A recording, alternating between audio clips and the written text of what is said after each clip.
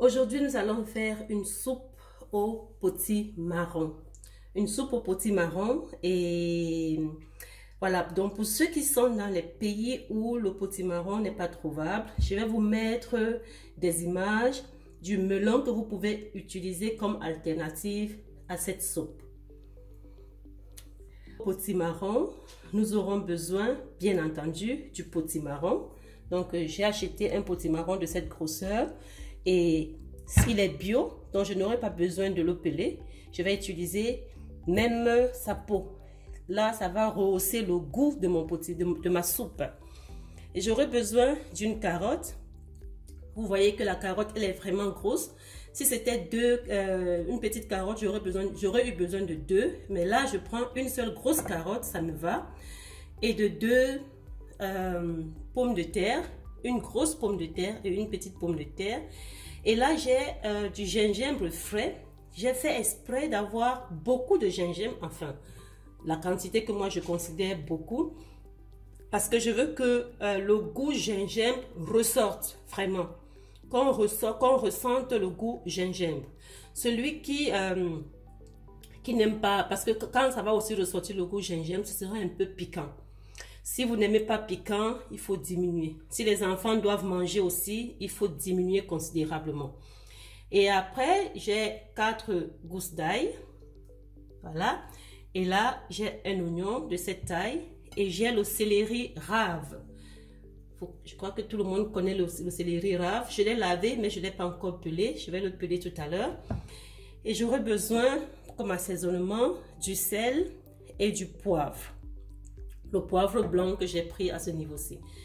Et ici, pour alourdir ma soupe, ou alors pour la rendre un peu plus veloutée, je vais utiliser le lait de coco. Le lait de coco, pour ceux qui sont en Allemagne, et aujourd'hui je l'ai trouvé à Aldi, je l'ai acheté à Aldi. Donc le lait de coco, là c'est 400 ml, je ne vais pas utiliser le tout, je vais juste prendre la moitié de 400 ml. Si vous n'aimez pas le lait de coco, vous pouvez utiliser la crème liquide. La crème liquide, ça se trouve partout. Donc, à la place du lait de coco, vous utilisez la crème liquide. Pour ceux qui sont en Afrique et qui n'ont peut-être pas le lait de coco, vous trouverez la crème liquide. Là, c'est sûr que vous en trouverez. Bonjour, moi c'est Jackie de Kouja Cuisine. Bienvenue dans ma chaîne. Si vous êtes là pour la première fois aujourd'hui, n'hésitez pas de cliquer sur le bouton s'abonner. Et surtout, un point très important à tous les nouveaux et anciens. Activez toutes les cloches de notification pour être informé de toutes les activités de la chaîne Kouja Cuisine.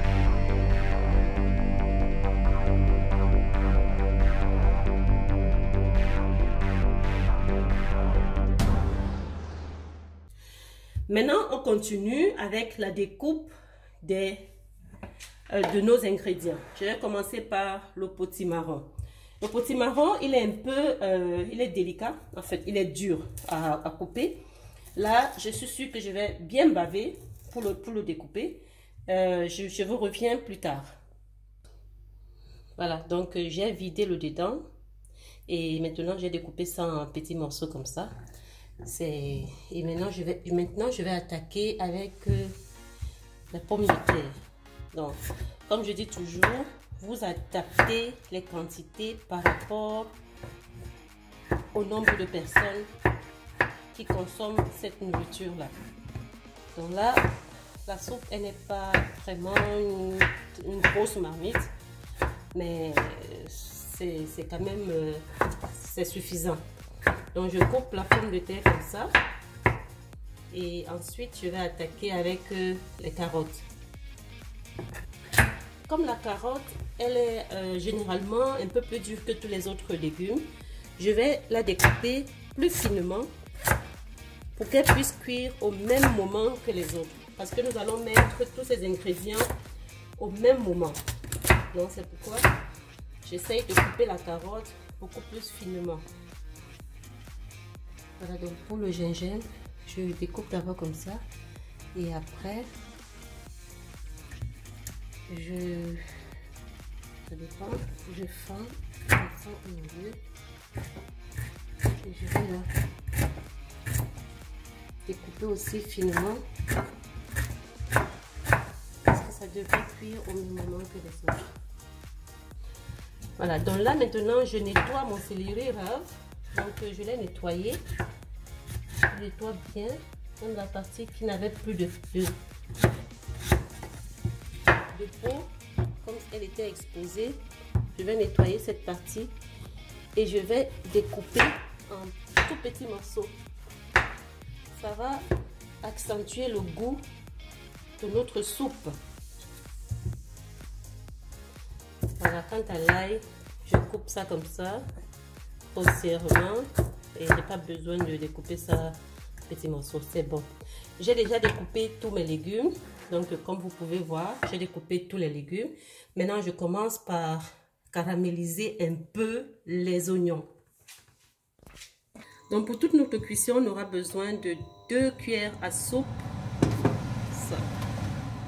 de 2 cuillères à soupe d'huile, pas plus. Et vous, d'huile végétale, hein. Donc vous pouvez utiliser à la place d'huile végétale, vous pouvez utiliser du beurre. Donc là, j'ai choisi d'utiliser l'huile végétale. Donc ma marmite a déjà chauffé et mon huile a déjà chauffé, elle a été mise. Je peux rajouter les oignons.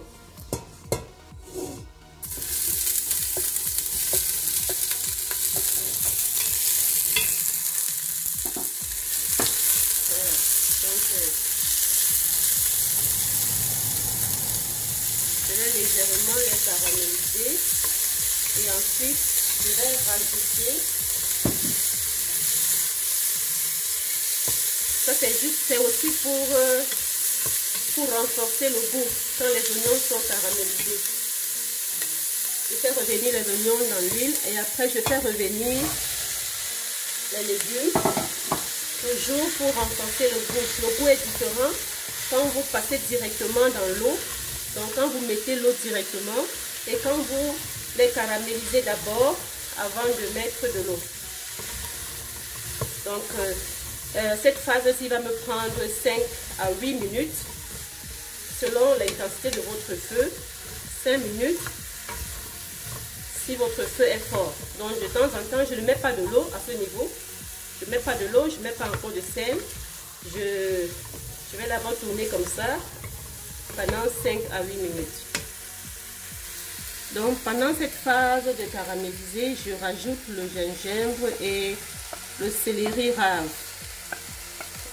La seule chose que je laisse, c'est l'ail et le poivre.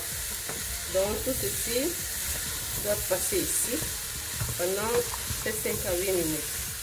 De temps en temps, je viens tourner, je viens remuer et je vérifie que ça ne brûle pas. Voilà, donc moi j'ai fait ici 3 minutes, je pense, maxi 4. Et là, à ce niveau-ci, je mets de l'eau. Je commence d'abord par mettre, parce qu'il faut mettre de l'eau, il faut mettre de l'eau au point de recouvrir tous les légumes. Là, c'est pas suffisant, je vais rajouter un peu. N'en mettez pas aussi beaucoup parce que la soupe doit être veloutée, donc elle doit être un peu lourde. Il ne faut pas aussi mettre toute une tonne. Donc là, oui, je crois que tous les légumes sont recouverts. Je peux rajouter un peu. Voilà, là j'ai fait 3 quarts d'un litre. Et je laisse cuire à fond jusqu'à ce que tout cuise. Et puis là je peux déjà mettre du sel pour assaisonner quand même. Du sel et du poivre. Je mets du sel et du poivre. Voilà, là je mets mon sel aux herbes. Et puis je vais rajouter du poivre. Vous pouvez ajuster l'assaisonnement plus tard. Donc juste pour que les légumes aussi puissent cuire avec cet assaisonnement. Voilà, je rajoute aussi au même moment l'ail. Et c'est tout. Là, je laisse cuire. Et après, on va passer le mixeur plongeant. Voilà, donc voilà ce que ça donne après le passage du mixeur plongeant. Maintenant, vous constatez que c'est trop lourd. Et ensuite, on n'a pas encore mis notre lait de coco.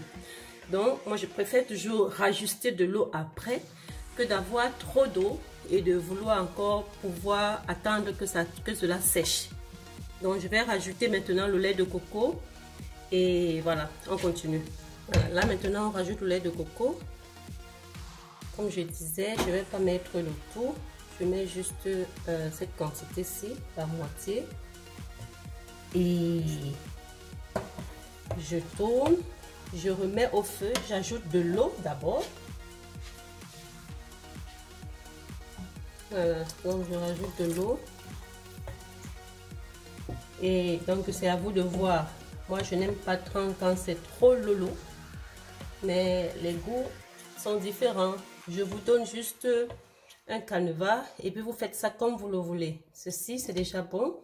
Je rajoute de l'eau et puis je remets au feu pour 2 minutes, pas plus.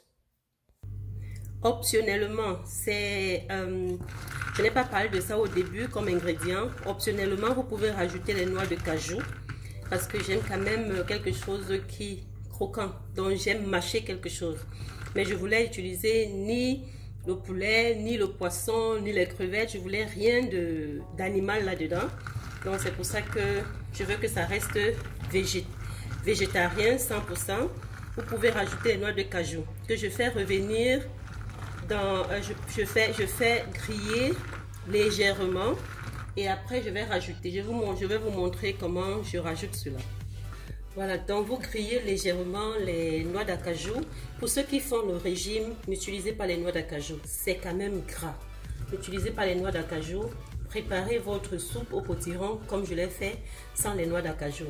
Mais ceux qui ne font pas du régime et qui n'ont rien à craindre, si vous voulez, vous pouvez en ajouter. Mais sinon, c'est vraiment optionnel. C'est pour ça que je n'ai pas parlé de ça tout au début.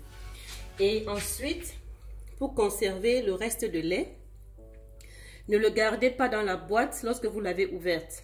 Donc, dès que vous ouvrez la boîte et qu'il y a un reste, mettez le reste dans un contenant comme celui-ci et vous gardez au frigo.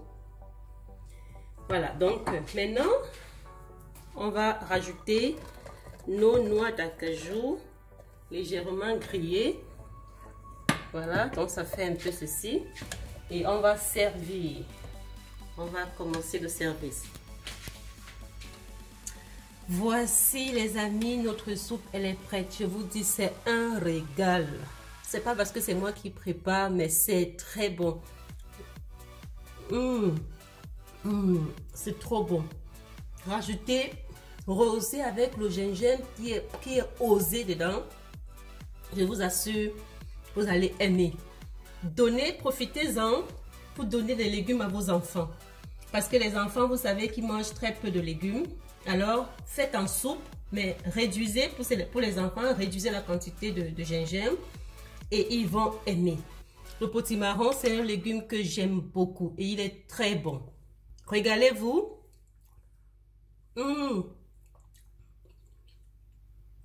Merci les amis. Merci d'avoir regardé.